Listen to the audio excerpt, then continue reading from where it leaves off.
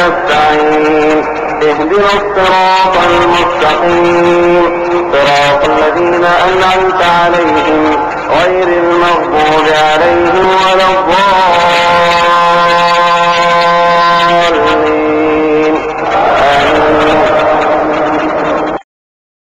السلام عليكم ورحمة الله وبركاته. الحمد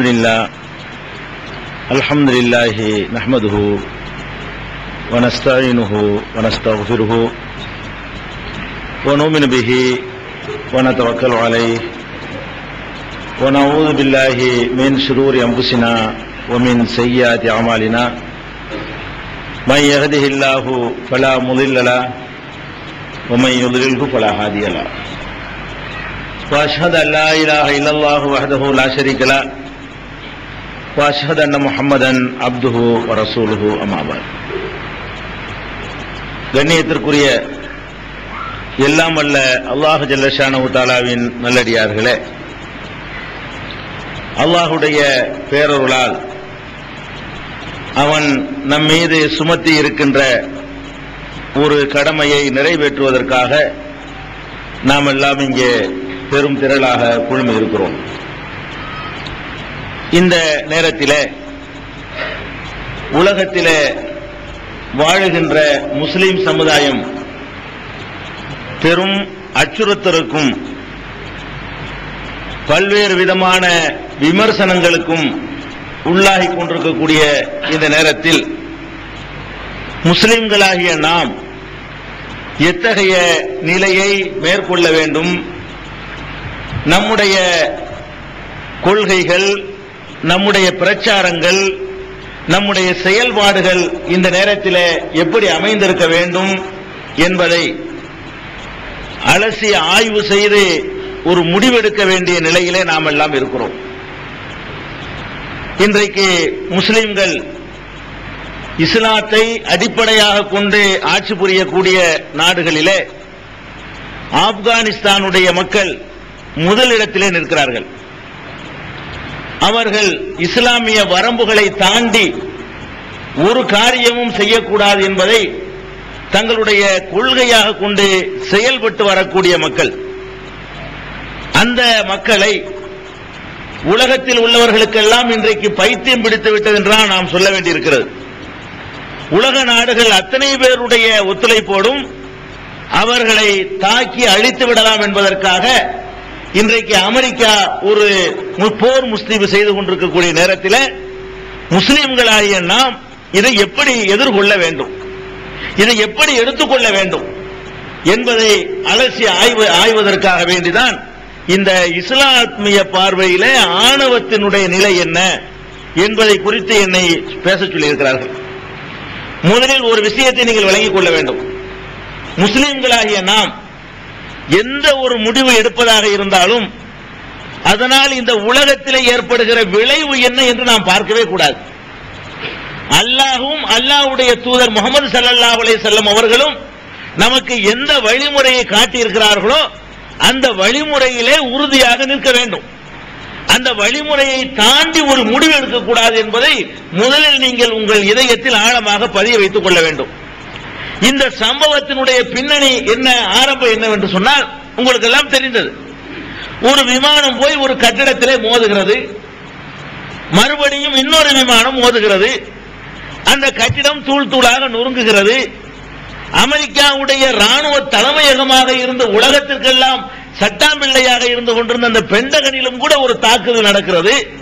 அதில் புதிதாக கட்டப்பட்ட ஒரு கட்டிடத்தினுடைய பகுதி இடிந்து தரைமட்டமாகிறது. இந்த நிகழ்ச்சி தான் இந்த போருக்கான பின்னணி. இதை யார் செய்தார்கள், இப்படி செய்வதற்கு மார்க்கத்தில் அனுமதி இருக்கிறதா என்று நாம் ஆய்வு செய்தால் நிச்சயமாக அனுமதி இல்லை. அப்பாவிகளை, எந்த சம்பந்தமும் இல்லாத மக்களை நாம் அழித்து தாக்குவதற்கு இஸ்லாமிய மார்க்கத்தில் நமக்கு அனுமதி அளிக்கப்படவே இல்லை.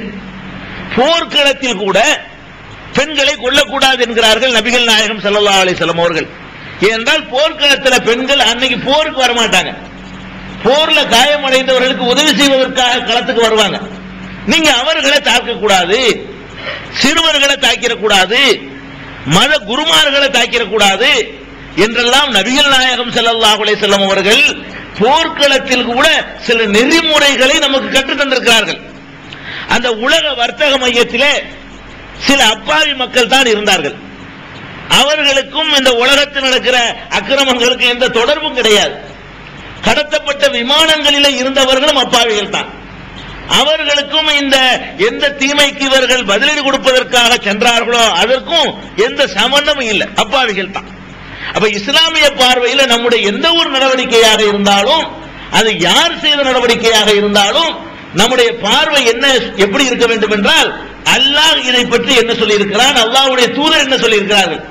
நாம ஒரு விசித்திரமான ஒரு முடிவை எடுத்துக்கொண்டு நமக்கு சரி என்று பட்ட உடனே அதை சரி என்று சொல்லிவிடக் கூடாது. இது தப்பு, யார் செய்தாலும் தப்பு. இது இஸ்லாமிய வட்டத்தில் இருந்தவர்கள் நிச்சயமாக இதை செய்திருக்க முடியாது. உணர்ச்சி வசப்பட்ட சில பேர் மார்க்கத்தை அறியாமல் இதை செய்திருக்கலாம். முஸ்லிம்களை செய்திருந்தால் கூட இவர்கள் குர்ஆனை புரட்டி பார்த்து ஆராய்ச்சி செய்து நபிகள் நாயகம் ஸல்லல்லாஹு அலைஹி வஸல்லம் பொன்மொழிகளை எல்லாம் ஆய்வு செய்து அதிலிருந்து ஆதாரங்களை வைத்துக் கொண்டா செய்தார்கள்? இல்லை.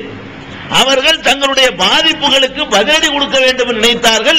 அவர்கள் எதை நினைத்தார்கள் அதை செய்து விட்டார்கள். அப்படித்தான் எடுத்துக்கொள்ள வேண்டுமே தவிர இதற்கு இஸ்லாத்திற்கு எந்த சம்பந்தம் இல்லை. இதுக்கு கண்டனம் இருக்கிறது, இதுக்கு மறுப்பு இருக்கிறது.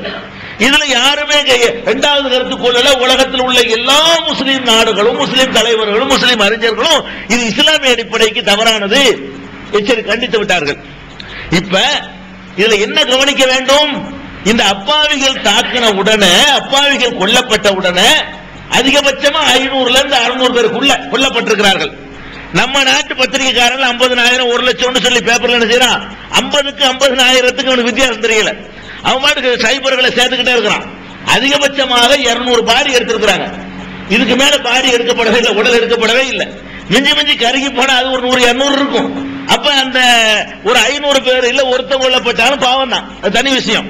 இந்த 500 பேர் கொல்லப்பட்ட உடனே உலகத்தில் உள்ளவர்கள் எல்லாம் அப்பாவிகளை தாக்கலாமா, அப்பாவிகளை கொல்லலாமா என்று ஒரு அணியில் அப்படி பெல்ட்டா ஒண்ணு செய்யற காட்சியை பார்க்கிறோம். இது அப்பாவிகள் மேல உள்ள அனுதாபமா? இல்ல. அப்பாவிகள் எல்லாம் கொல்லப்படுறாங்களே என்ற அக்கறையா? இல்ல. ஏன் இல்ல? உலகத்திலேயே அழித்து ஒழிக்கப்படுவதற்கு தகுதியான ஒரு நாடு இருக்குன்னு சொன்னா அது அமெரிக்கா தான். ஏன்?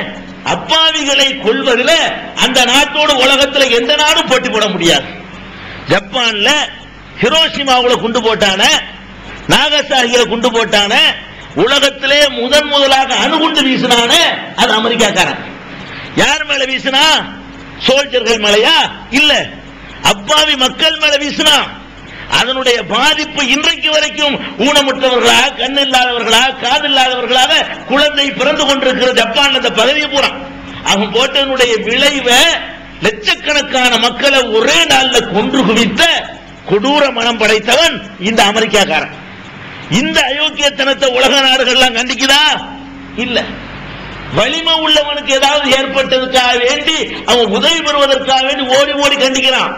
அப்பாவிக்காக கண்டிக்கல இல்லை. இது அதே மாதிரி தான்சானியாங்கிற ஒரு நாட்டினுடைய தூதரகத்தில் போய் குண்டு வச்சுட்டாங்க. அது கொஞ்ச நாளைக்கு முன்னாடி நடந்தது. அது யாரு எவரு என்றெல்லாம் விசாரிக்காம உடனே சூடான்ல கொண்டு வந்து குண்ட போட்டான். அது தப்புன்னு பின்னாடி கண்டுபிடிச்சாங்க. சூடான்ல உள்ள ஒரு மருந்து கம்பெனியில குண்ட போட்டு முஸ்லிம் நாட்டில் அப்படியே அந்த கம்பெனியை தரமட்டமாக்கி அமெரிக்க நீதிமன்றத்தில் வழக்கு நடந்து அது பொய்ன்னு சொல்லி வந்திருக்குது. அப்ப இவன் பாதிக்கப்பட்ட உடனே யார் குற்றவாளி எல்லாம் பார்க்க மாட்டான். தன்னுடைய இருப்பை தெரிய வைத்துக் கொள்வதற்காக வேண்டி இந்த மாதிரியான அத்துமீறல்ல சூடான்ல போட்டான், லிபியாவுல போட்டான், ஈராக்கில் மீது இன்றைக்கு வரைக்கும் போட்டுக்கொண்டே இருக்கிறான். டெய்லி போய் மிரட்டிட்டு வர்றது. 4 நாளைக்கு ஒரு விமானத்தை விட்டு ஏதாவது ஒரு குண்டத்துக்கு போட்டு விளையாண்டுருவான். எனக்கு நீ பயந்து இருக்கணும்னு உலகத்தை பூரா மிரட்டி வைத்துக் கொள்வதற்காக வேண்டி இவன் நடத்தி இருக்கிற அராஜக சைனாவுல போட்டிருக்கிறான். அதே மாதிரி லிபியாவுல போட்டான். ஏன் பாகிஸ்தான்ல கூட ஒரு தடவை போட்டான். ஆப்கான்ல கூட ஒரு தடவை ஒசாமா அடிக்க போறேன்னு சொல்லிவிட்டு குண்டை போட்டான். இப்படியே குண்டுகளை வீசி வீசி அவன் இருக்கிற ஆயுத பலத்தை காட்டி குண்டுகளை வீசி மக்களை கொல்றது இவனுக்கு வாடிக்கை. அது மாத்திரம் இல்ல, இந்த இஸ்ரேல்ல பாலஸ்தீனர்கள் மீது எவ்வளவு பெரிய அட்டாக் நடத்தினான். அவன் அப்பாவி இல்லையா? டெய்லி பேப்பர்ல 100 போயிட்டு இருக்குன்னு வருதுங்க. உலக நாடுல இப்ப அனுதாபம் தெரிவிச்சானா? பள்ளிக்கூடத்தில் எந்திரிச்சு இந்த மௌன அஞ்சலி செலுத்த சொன்னானா? பாராளுமன்றத்தில் அங்கீகாரம் அஞ்சலி செலுத்த சொன்னானா? டெய்லி நடந்துகிட்டே இருக்குது. பாலஸ்தீனத்துல தினசரி 100 பேர். சின்ன பையன் அப்பனுக்கு பக்கத்துல ஒதுங்குறான். அவனை சுடுறான் போலீஸ், சின்ன பையனை குறி வச்சு சுடுறான். அதை வந்து வீடியோவில் படம் எடுத்து ஒரு ஸ்டெப் பை ஸ்டெப்பா படம் எடுத்து இன்னைக்கு உலகம் பூரா அதை பார்த்தோம். இதை இஸ்ரேல் பண்றான். இந்த இஸ்ரேலை ஊக்குவிக்கிறது யாரு? அமெரிக்கா. உதவி செய்யறது யாரு? அமெரிக்கா. இஸ்ரேல்